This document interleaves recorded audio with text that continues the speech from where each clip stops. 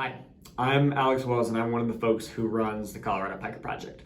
And in this video, we are talking about HOBO loggers, this little device right here that collects temperature data beneath the talus out at our monitoring sites. Since pika are so impacted by temperature, these things are collecting really useful data for us, and our hope is that you as a volunteer will be able to download the data from them, change out their batteries, keep them running so that we can keep figuring out how temperature is impacting pika out in the mountains. So watch this video to learn everything about HOBO loggers.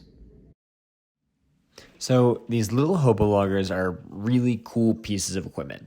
We set them to take a temperature recording every 2 hours, and they have a crazy long battery life and can do that year round for theoretically multiple years on end without a battery change.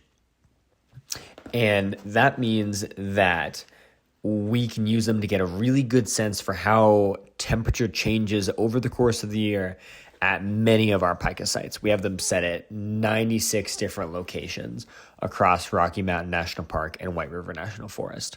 And we're not measuring temperature on the surface, but we're actually looking into the talus, like where pikas spend the winter, where they shelter from the heat of the day and during the summer. And I don't believe really anyone else is collecting such an extensive landscape scale data set on subsurface talus temperature. So it's a really cool piece of data that we've got going here, and we really need your help to maintain that, to keep it going. You'll know that the monitoring site that you're planning a visit to has a HOBO logger that you can actually connect to with your smartphone from the site description. If there's a Bluetooth enabled HOBO logger there, it'll say yes next to HOBO logger present, and it'll list coordinates for that logger. And if you scroll further down in the site description, it will show photos that show where that HOBO logger actually is located in the site. If the site description does not have photos, please send us an email. So there's really 5 steps to what we're asking you to work on with these HOBO loggers. 5 components to the role of volunteers with them. First, if you're going to a monitoring site that has a Bluetooth enabled logger, you should find and connect to it. And really, we only want you to connect to it, I should say, if you feel confident with this protocol, if you feel confident that you can download the data and make sure that the logger keeps going, keeps recording data after you leave. So number 1, you find and connect to the logger. Then 2, using the HOBO Connect app on your smartphone, you should download the temperature data that it has. Then 3, we want you to check the battery level of the logger. And you also do that with the HOBO Connect app. And if the battery is less than 50%, then you should replace the battery with a new watch battery, a CRV 2032 lithium battery, which we will give you during your volunteer training, in which you can pick up more of at the equipment boxes scattered across our study areas.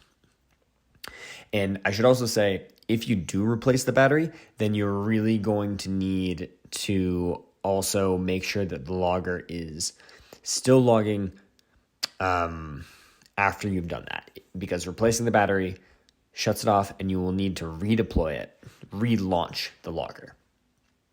And we'll have more instructions for how you do everything with the HOBO Connect app later in this video. Then number 4, you should carefully rebury the HOBO logger in the location where you found it. And 5, fill out the little HOBO section on your data sheet. All right, step 1, finding the logger. For this, you're really going to need the site description for the monitoring site that you're at, or at least you'll need to be able to access it somehow from the monitoring site, because it has the coordinates for the logger and also photos to help guide you to its location. So with that information, you should hone in on the location of the logger within the plot. within 12 meters of the central cairn. We try to have the loggers as close as possible to the center cairn, but sometimes they're a few meters away. Then once you've honed into that location, you should start looking for a little strand of weed whacker line, so like plastic cord. Normally it's going to be blue. With that cord, it's not going to be super obvious, like sticking up straight out of the rocks, because we don't want it to be very visible to people who are casually passing by. But it should be something where if you're looking for it at that location, you'll be able to see it. The loggers are buried under the talus, not too deep, generally less than half a meter. And they're like tucked inside of what we call cradles, which are like these little protective burial tombs. And the idea is that with those cradles, they prevent a marmot or a pika from grabbing onto the end of the weed whacker line and pulling the logger down into the talus, into the depths, never to be seen again. Or from a storm, like a bunch of flowing water coming through and taking the logger away from us.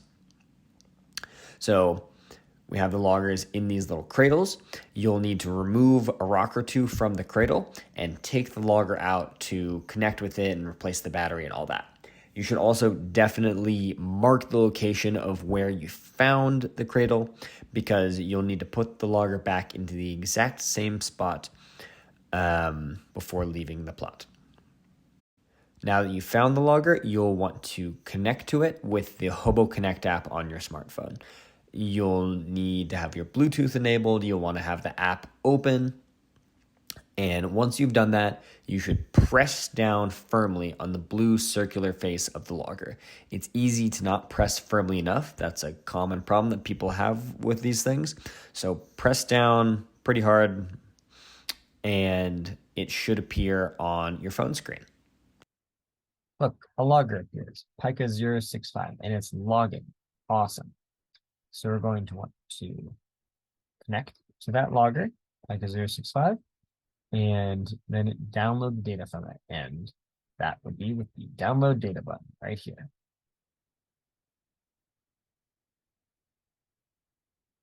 So download completed.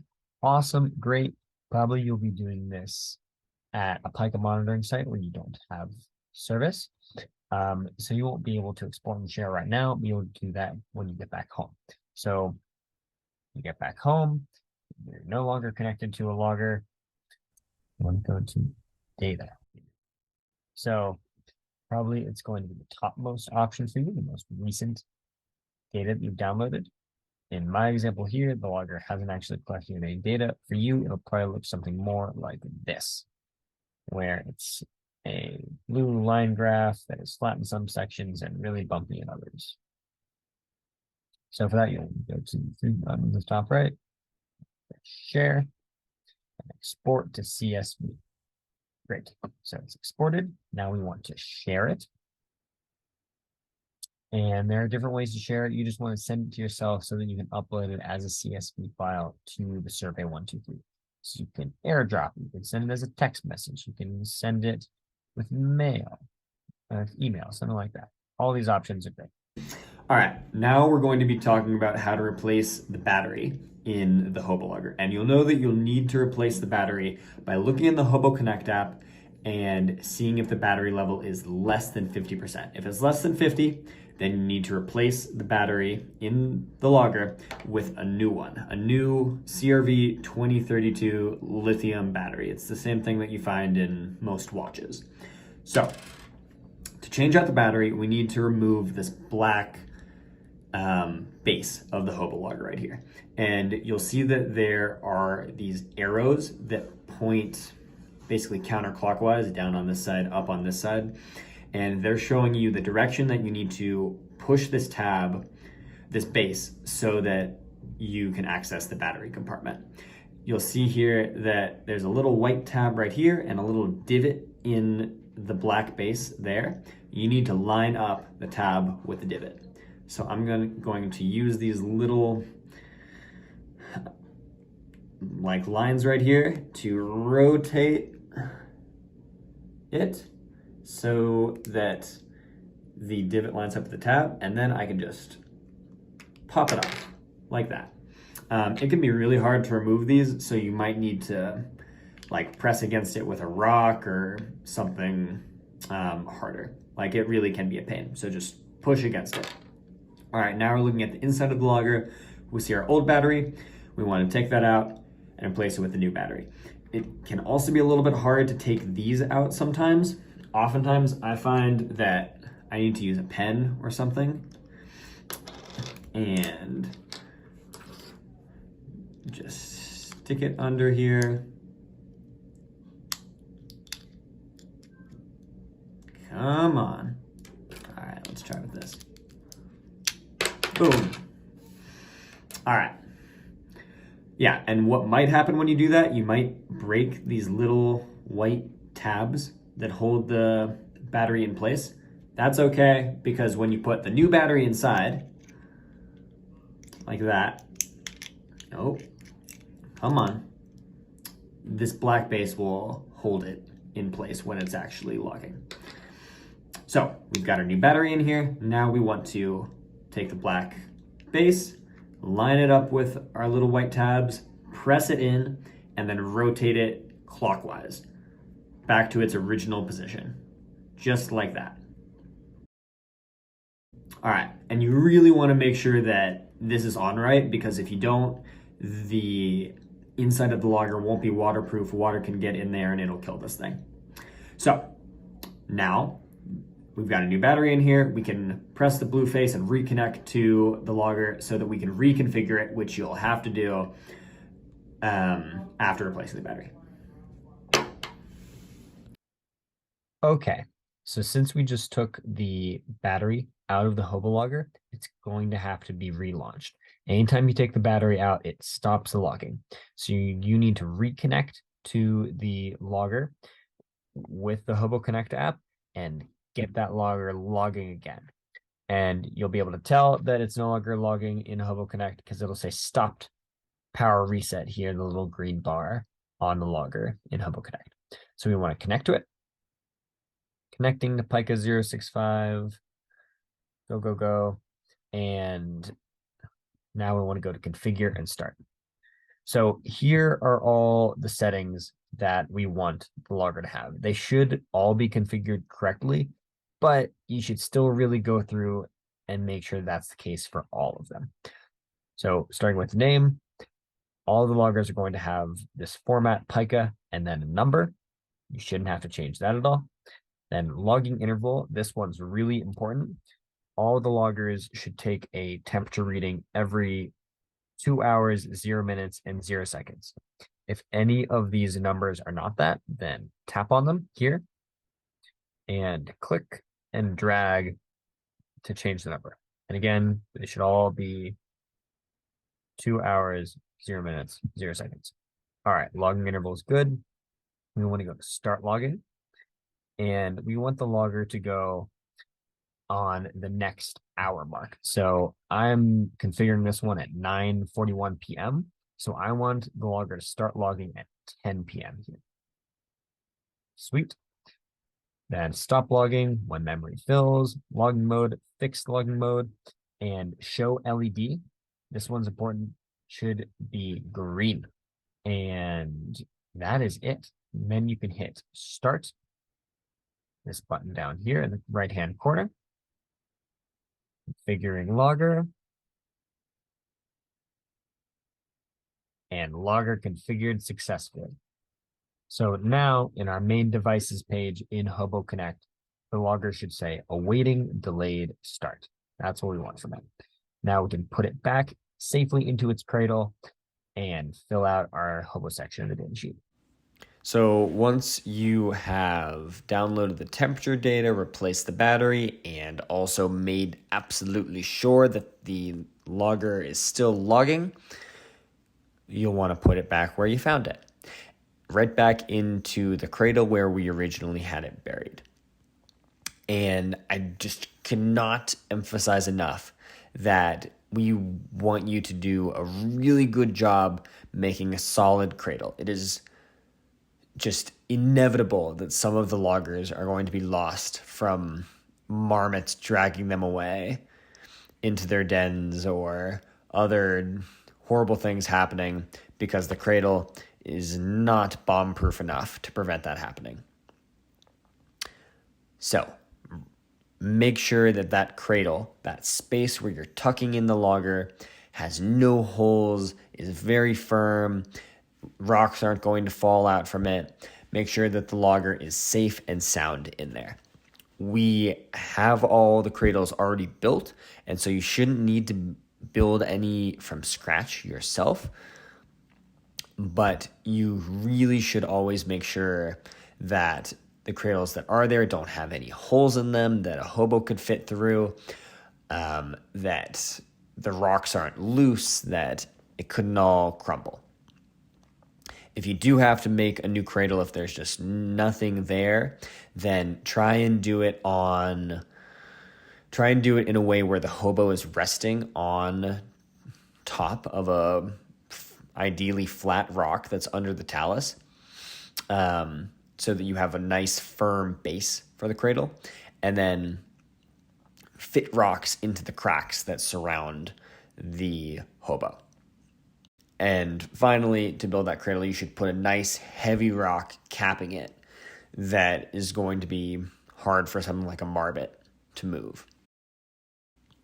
As well, the weed whacker line that is attached to the hobo should be sticking out of the cradle and onto the surface of the talus, but not in a way where it's very obvious. It should be hidden from casual passersby, but visible for folks who are looking for this one spot with a photo.